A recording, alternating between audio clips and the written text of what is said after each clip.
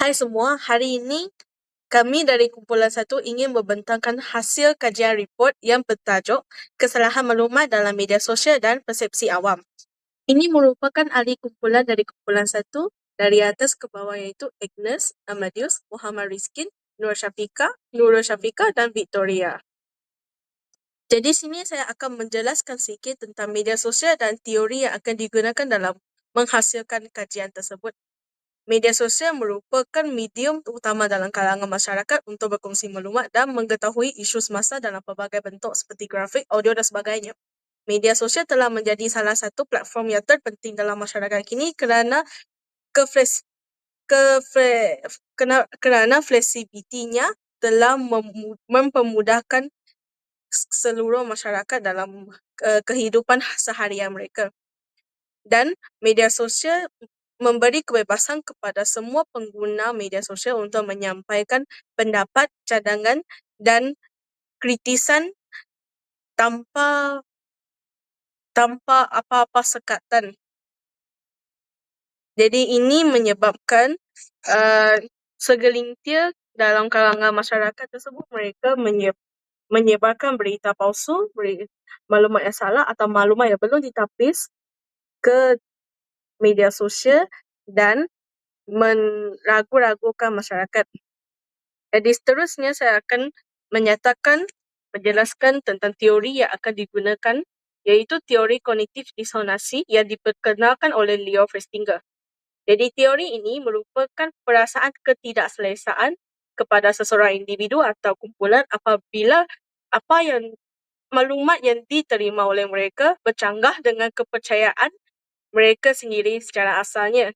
Jadi untuk menselesaikan hati sendiri, mereka lebih percaya kepada maklumat yang sepadan dengan kepercayaan mereka daripada apa yang benar dan betul sebenarnya. Ini saja daripada saya. Baiklah, seterusnya saya akan berkongsikan tentang isu yang tular di media sosial yang boleh mengubah persepsi masyarakat. Pertama sekali ialah rasuah. Sebagai yang kita sudah sedia maklum, rasuah merupakan salah satu ancaman kepada institusi-institusi yang ada di negara kita. Media sosial dapat dikaitkan dengan rasuah apabila seseorang individu itu mengupah pihak media untuk menyebarkan maklumat yang palsu atau tidak benar serta menyebarkan maklumat yang tidak lengkap tentang seseorang individu itu. Apabila hal ini berlaku, penyebaran yang dilakukan oleh pihak media akan diterima oleh masyarakat umum dan menyebabkan mereka untuk berubah persepsi tentang sesuatu individu itu. Sebagai contoh, apabila seorang ahli politik yang disiasat oleh pihak media dan disogok oleh pihak tertentu yang berasa dengki dengan ahli politik tersebut, masyarakat umum akan merasakan ahli politik itu tidak dapat dipercayai dan menyebabkan pandangan mereka terhadap individu itu berubah pada sesuatu yang negatif. Seterusnya, bully cyber. Seperti yang kita sudah sedia maklum, bully cyber merupakan salah satu masalah yang semakin berleluasa pada masa kini akibat penyebaran media sosial dan aplikasi-aplikasi seperti TikTok, Instagram dan Facebook yang semakin banyak digunakan oleh masyarakat pada masa kini. Apabila bully cyber ini berlaku, individu itu akan dicemarkan maruah dan menyebabkan orang yang menerima informasi tersebut merasakan individu tersebut melakukan kesalahan yang tidak diterima dan tidak relevan di mata masyarakat. Sebagai contoh, penyebaran komen-komen yang negatif, penyebaran video yang tidak seharusnya, atau penyebaran maklumat-maklumat palsu tanpa pengesahan daripada individu tersebut boleh menyebabkan kecelaran pada imej mereka sehingga masyarakat merasakan mereka tidak seharusnya melakukan hal-hal tersebut.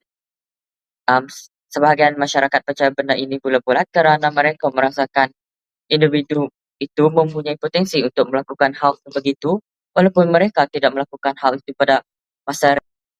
Baiklah, sekarang saya akan menjelaskan bagaimana maklumat palsu yang diterima oleh individu tersebut boleh mempengaruhi dan mengubah fikiran mereka.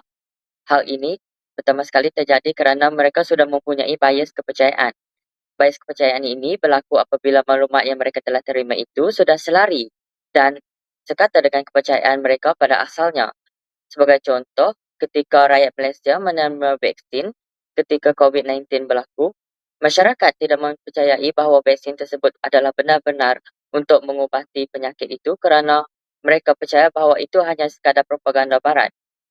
Oleh sebab rakyat Malaysia sudah mempunyai rasa keresaksian dan ragu-ragu dengan perubatan daripada barat, ramai rakyat Malaysia menganggap bahawa vaksin tersebut hanya sekadar berita palsu yang diterima dan tidak adalah benar untuk mengubati penyakit tersebut. Hal ini berlaku kerana mereka lebih mempercayai bahawa berita palsu yang mereka terima itu sudah jelas dan selari dengan yang mereka percaya pada mulanya dan tidak seharusnya diterima mereka. Seterusnya adalah sifat emosional dan rangsangan yang tinggi. Apabila maklumat yang mereka terima itu dapat meningkatkan lagi kepercayaan dan menyokong pendapat mereka secara peribadi, mereka mempercayai berita tersebut bulat-bulat dan tidak berfikir untuk mencari maklumat lain untuk menyokong sama ada berita tersebut benar ataupun tidak. Setiap maklumat yang mereka terima dapat membangkitkan emosi yang kuat daripada penerima seperti rasa marah, sedih, gembira dan takut. Hal ini kerana penulis maklumat atau berita yang ingin disampaikan dapat menarik perhatian mereka dalam media maya dan media sosial. Biasanya maklumat atau berita yang tidak formal seperti tajuk sensasi dapat menguatkan lagi kepercayaan mereka tentang isu-isu dan berita yang disebarkan di media sosial tanpa menyemak dahulu asal-usul dan latar belakang berita tersebut. Untuk dapatan kajian, kumpulan kami telah mengedarkan borang soal sedih kepada seramai 30 orang pelajar dari tahun pertama hingga tahun ketiga. Ianya diadakan secara rawak. Melalui dapatan yang telah kami peroleh, seramai 79.3% pelajar tahun pertama daripada 30 orang tersebut. Manakala bagi pelajar tahun kedua, terdapat seramai 13.8% orang. Dan bagi tahun ketiga, hanya seramai 6.9% orang yang menjawab borang soal sidik yang telah kami edarkan. Bagi kategori fakulti pula, seramai 43.3% responden adalah daripada merupakan pelajar FSSK dan seramai 20% pelajar merupakan pelajar dari FSKPM dan 13.3% adalah dari FCSIT, 10% adalah daripada FELC dan 6.7% daripada FMHS dan akhir sekali 3.3% daripada FENG dan FEB. Melalui soal sidik ini, kami telah mendapatkan 3 aplikasi media sosial yang paling kerap digunakan dalam kalangan pelajar, iaitu yang pertama WhatsApp, yang kedua Instagram dan yang ketiga adalah YouTube. Tiga-tiga aplikasi ini merupakan aplikasi yang sering digunakan untuk mendapatkan maklumat. Selain itu, aplikasi ini juga turut dapat digunakan untuk berkomunikasi dan sebagai hiburan. Bagi bahagian B, yaitu tabiat penggunaan media sosial dan penerimaan maklumat. Berikut merupakan pernyataan yang telah kami ajukan, yaitu sejauh manakah Anda bersetuju dengan pernyataan berikut. Saya bergantung kepada media sosial sebagai sumber utama untuk berita semasa. Peratus bagi sangat setuju dan natural adalah sama, yaitu dengan 33.3%, diikuti dengan peratus setuju sebanyak 30% dan diakhiri dengan peratus tidak setuju sebanyak 3.3%. Manakala, bagi masa yang diluangkan di media sosial ialah sebanyak 53.3% menyatakan 3 hingga ke 5 jam, diikuti dengan 1 hingga ke 2 jam sebanyak 23.3%, dan 5 dan ke atas sebanyak 20% dan akhir sekali kurang dari sejam yaitu 3.3%. Berikut merupakan antara jenis maklumat yang paling kerap ditemui di media sosial. Yang pertama, berita semasa dan isu sosial atau lebih dikenali sebagai isu semasa. Yang kedua, kandungan jenaka dan meme. Yang ketiga, maklumat kesihatan ataupun ilmu kesihatan yang seringkali diakses oleh orang awam yang ingin mengetahui tentang kesihatan ataupun pengamal perubatan. Yang keempat, aktiviti atau kehidupan rakan atau keluarga, yaitu lebih dikenali sebagai kehidupan seharian orang ramai. Yang kelima, gosip hiburan dan tren, yaitu hal-hal ataupun isu kontroversi yang sering kali lalu di media sosial yang dapat menarik perhatian orang awam. Dan seterusnya yang paling akhir ialah iklan dan pemasaran tentang segala produk-produk yang berkaitan. Dalam bahagian C, iaitu kesedaran dan pengalaman dengan salah maklumat. Soalan yang telah kami ajukan ialah seberapa kerap responden menjumpai salah maklumat atau berita palsu di media sosial. Berdasarkan kajian, seramai 43.3% bersamaan 13 orang telah kadang-kadang menjumpai salah maklumat atau berita palsu di media sosial.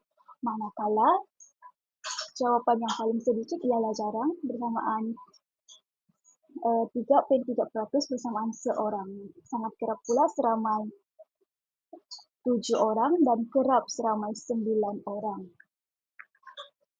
Ini menandakan salah maklumat dan berita palsu ini sentiasa berlaku dalam media sosial bagi mereka yang menggunakan aplikasi media sosial. Tindakan responden apabila mereka ragu-ragu tentang kesahihan sesuatu maklumat di media sosial. Ini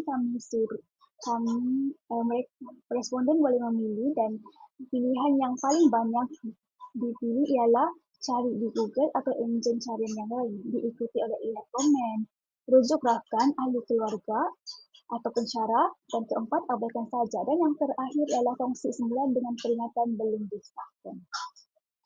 Bagian D iaitu kesan salah maklumat terhadap persepsi orang awam. Salah maklumat atau berita palsu jenis isu di media sosial yang paling mempengaruhi persepsi orang awam. Pertama ialah isu kesehatan awam, kedua proses politik dan pilihan, ketiga ialah isu sosialisasi kaum, jantina dan lain-lain. Terdapat beberapa soalan yang menyatakan hasil daripada survei yang dijalankan menyatakan adakah responden cenderung untuk mengubah pandangan asalnya selepas terdedah kepada maklumat yang bersanggah dengan pendapat pribadi mereka. Yang pertama menunjukkan majoriti mengatakan mungkin berubah sebanyak 30.3%. Yang kedua terbesar menunjukkan tidak pasti, iaitu perbezaan sebanyak 10% atau 33.3%. Yang ketiga ialah tidak mungkin sebanyak 13.3%.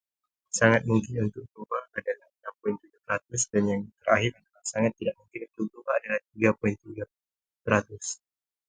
Bagian terakhir adalah sejauh manakah responden bersetuju dengan kenyataan media sosial memperburuk lagi salah faham dan perpecahan antara pihak berbeza. Yang mengatakan setuju adalah sebanyak 46.7%, dan yang kedua neutral sebanyak 43.3%. Yang ketiga iaitu tidak setuju 6.7%, dan yang terakhir adalah yang mengatakan sangat setuju adalah 3.3%.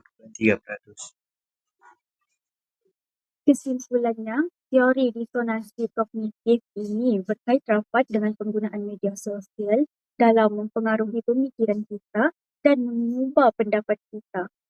Oleh itu, setiap iklan atau infografik yang lalu dalam laman utama media sosial kita seperti Instagram, Facebook, X, dan banyak lagi media sosial sudah tentu memiliki mesejnya yang tersendiri agar dapat mengubah pendirian dan kepercayaan kita.